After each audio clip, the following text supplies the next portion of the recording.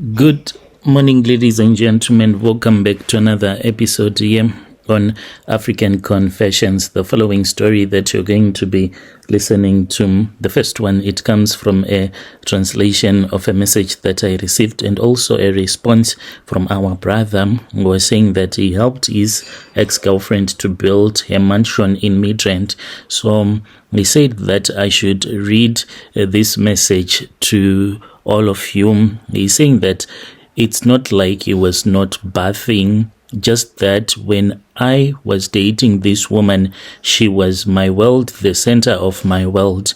When she would say jump, I would ask her, how high am I supposed to jump? So on that day, when she told me that she wanted to see me, I was in the middle of doing some work and she said, I want you to come now, stop whatever that you are doing. So I had to rush to go and see her. I'm sure, gents, you understand. You have dated that woman whom you know that you love, and she knows that you love her very well. And if she wants to see you, if you fail to show up in time, then she might end up getting angry, because at that time she said, please, within 10 minutes, you have to come here because I want to return back to my place. And if I was not going to show up, I knew that she was going to go all crazy. And she had the habit of closing her legs for me when I do not do what she wants in time. It's not like I do not bath. It is just that I was busy working and I went there as fast as I could. So that was a message that was sent to me by one of our brother. He's saying that it's a response to some of the negative comments that he's saying that our listeners commented on his confession. So let us try to speak with him in the comment section. Then there is another message that was sent to us by one of our dear sister. The message reads like this: hello, how are you?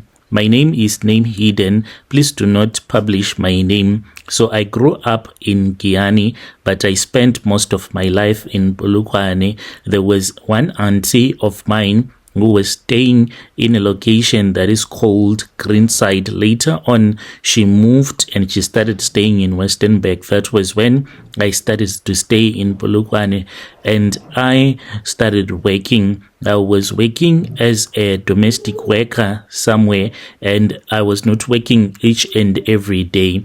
I then started being friends with these other women that were from Venda. So one woman that was from Venda, she will tell me that she is working as a maid, and later on I would see her in town. Even if I would go to town, then I would see her. What these ladies used to do, I want men also to be careful, especially now that it is December. So they have a syndicate. Most of these guys, they are from Greenside or Stenin, even as far as Teflop. What they do, these guys, is that they usually hang around close to Indian Center, and the girl would be looking nice and she would be walking around trying to see if there is any man that has money. Then she will approach you and she will tell you that she is short. She can tell you that maybe she is going somewhere far and she is short on taxi money, only about 5 rand or so, not a lot of money. And most of the guys will start to propose love to that girl, and the girl will be like, okay, it's fine. Where can we go and sleep, since you say that you want me but I can't go to your place? If you have money, let us go and find a place where we can just have one round, then you give me the money. So usually they take these men to Bog Street. There are some houses there that they rent, just a room, and then you sleep with that girl. Just when you are about to finish, some boys will enter into the room. Even if you would have seen the girl locking the door, but she won't even lock it at all. It is just a key that is already on the chain of the door, so you think that it is locked. When you're about to finish, or just when you have finished, some boys will enter into that room and they will pull out knives and they will start to steal from you, and they will steal as well from the girl, but it is just a syndicate. So this is what she was doing, and later on she told me that this was how she was making money. I did it only once. There was this other man who had came from Bochum. He had came, it was month end. He told me that he wanted to go to this other shop. There used to be a Dakota. He wanted to go there and buy a speaker that was a little bit expensive. I knew that he had money, and I had asked him for money. He was asking for my phone numbers, and I said that to give you my phone numbers, I think it is too much. I also need a man right now. If you want, let us go somewhere else. We then went to Box Street, and I did whatever that I did with that man. And just after we had finished, our boys, they entered into the room. We took money from that guy. And then the guy, he was told to go. He did not even know that it was just a deal. But then most of the people, they started to know about this, and the police. So I was scared to keep on doing that. I then started to work with some Zim women, like a lot of women that do shoplifting, and I would sell some stuff for those women.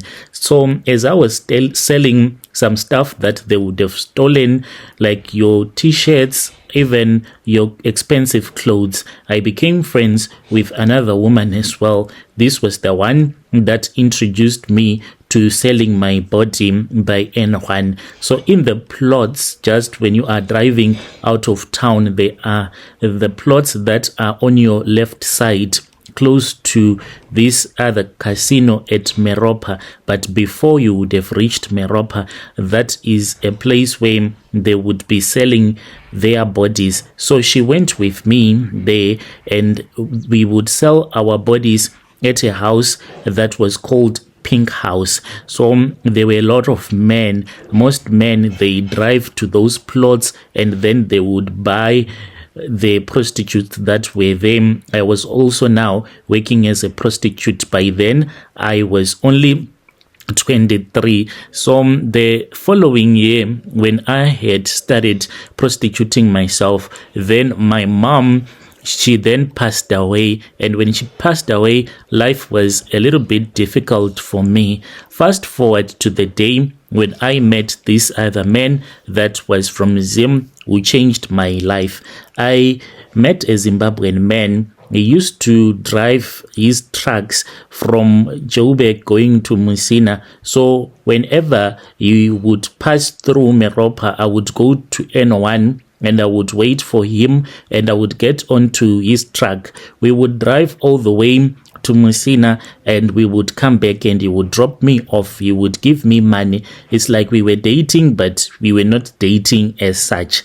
So this man, what used to surprise me was that he would only see me when I was on my periods. By then, I was staying permanently at Pink House because this was where I was working now. So what this guy would do is that when I was on my period, he would tell me that he is in the area, and I would tell him that there is Blood River down there. We cannot be together. He would say, no, it's fine. I would get into his truck. I would even refuse because we were no longer using protection at all. And then he would say to me, no, it does not even matter. Let us sleep with each other, even when I was on my period.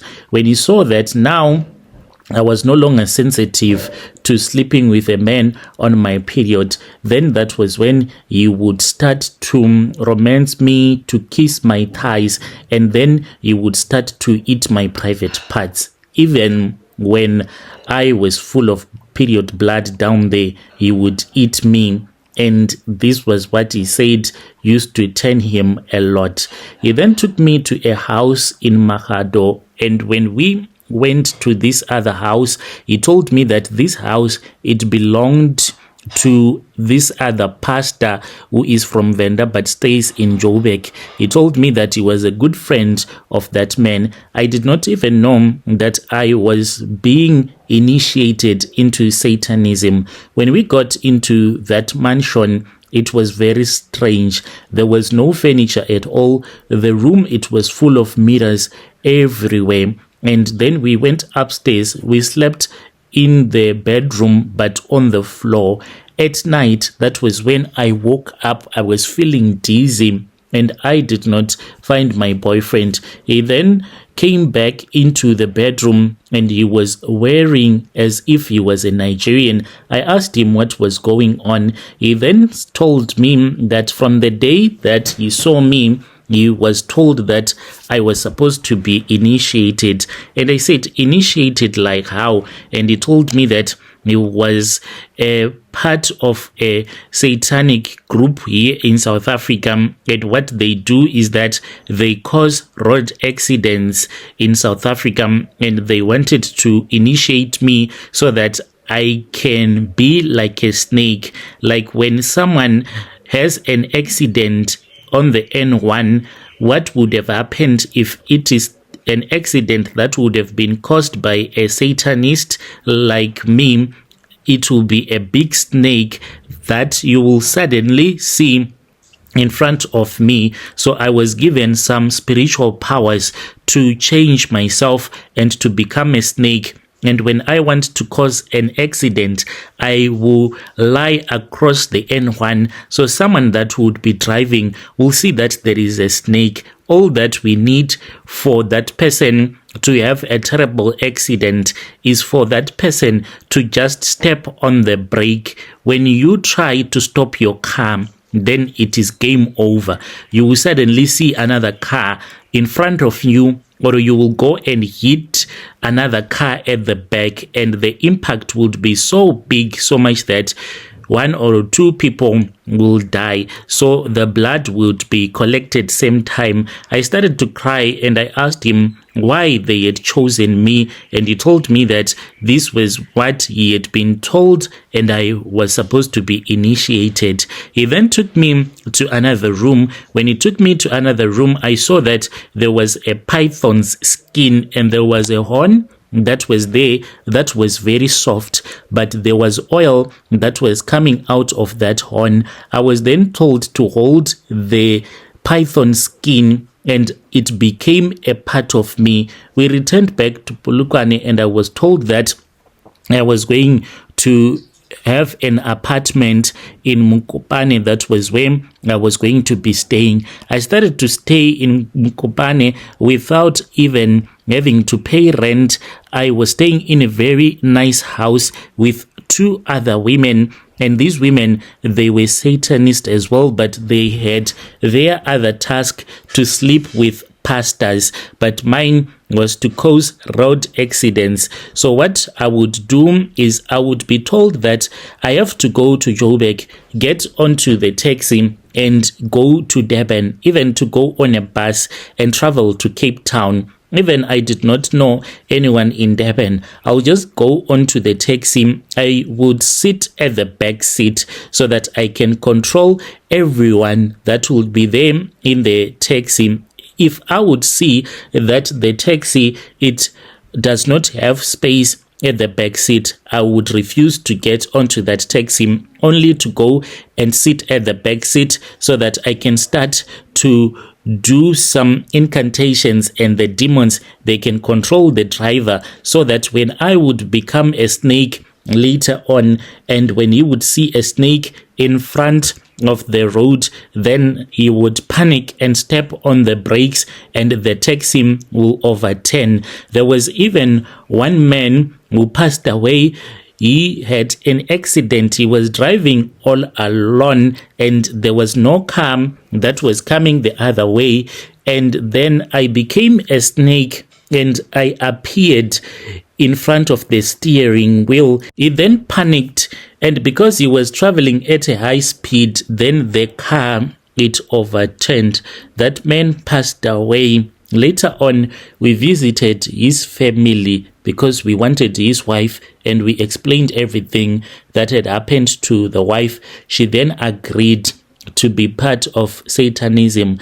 There is a lot of Satanism that happens in our country that people do not even know about. A lot of sacrifices, they happen. Watch and see, even this coming December, there are going to be a lot of blood sacrifices that will happen on the road. I was nearly delivered in 2018. I was in Joburg. I was then taken by this other woman. She took me to her church. I wanted to initiate that woman, but she was very powerful. She was a prayer warrior. She managed to convince me to go with her to her church. I was then given the authority to over that church, and they told me that I was going to be safe. But when I was in church, I started to cry as the pastor was busy preaching. I don't know why. He was even preaching about redemption and why God will always give you a second chance. He said it does not matter. Even someone that has killed 100 people, the moment that the person will say, God, I want you to redeem me, then it means that God is going to redeem that person. And I started to cry and I was prayed for. I vomited blood and water in front of the church.